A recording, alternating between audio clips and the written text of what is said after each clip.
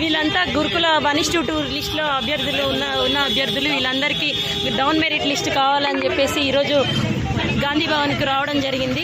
వస్తే పోలీసులు అందరినీ వీళ్ళని అరెస్ట్ చేసి తీసుకెళ్తున్నారు. ఎక్కడ తీసుకెళ్తున్నారో కూడా తెలియదు. ప్లీజ్ ఫ్రెండ్స్ అందరికీ షేర్ చేయండి. అందరు లేడీస్ని అందరినీ తీసుకెళ్లడం జరుగుతుంది.